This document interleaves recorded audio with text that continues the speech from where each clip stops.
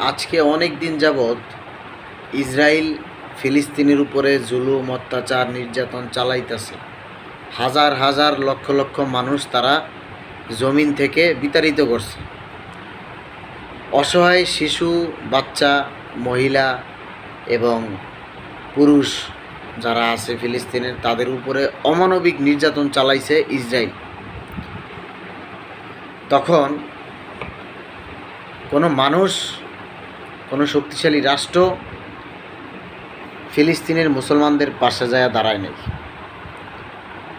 এবং তাদেরকে কোনো সাহায্য করে নেই। সৌদি আরবের মতো শক্তিশালী রাষ্ট্র চাইলে সাহায্য করতে পারত, কিন্তু তারা করে নাই। তারা আমেরিকার সঙ্গে হাত মিলাইছে। সৌদি যুবরাজ বর্তমানে সে একজন জালেম, সে আমেরিকার প্রেসিডেন্টের সঙ্গে হাত মিলাইছে। আরেকটা ব্যাপার হচ্ছে, এখন ইরান ইসরায়েলের উপরে আক্রমণ চালাচ্ছে।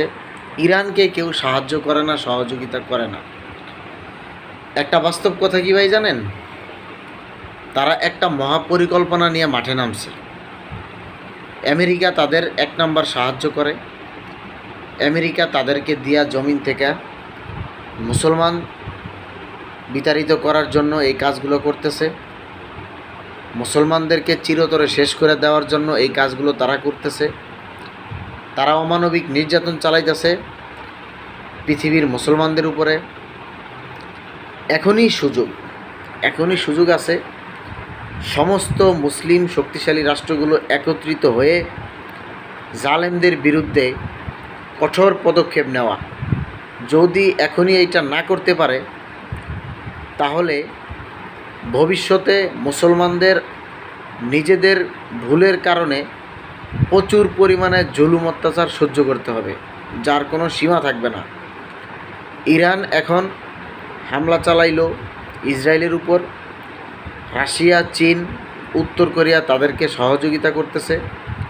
পাকিস্তানের উচিত তাদেরকে সহযোগিতা করা। এমনকি আমি মনে করি সৌদি, কুয়েত, দুবাই, যত মুসলিম শক্তিশালী ধনী রাষ্ট্রগুলো আছে, সবাই একত্রিত হয়ে আমেরিকার শক্তিকে ভেঙে দেওয়া উচিত।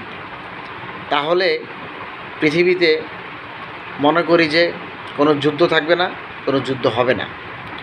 সবাই স্বাধীন থাকবে এবং শান্তিপূর্ণভাবে পৃথিবীতে মানুষ বসবাস করবে। আল্লাহ তাআলা চান জমিনে কোনো বিশৃঙ্খলা যাতে না হয়। মুসলিম, অমুসলিম সবাই শান্তিতে থাকুক, এটা আমরা চাই। আর আল্লাহ তাআলা এই জমিন রেখেছেন, জমিন আল্লাহ তাআলা রাখছে তার প্রিয় বান্দা।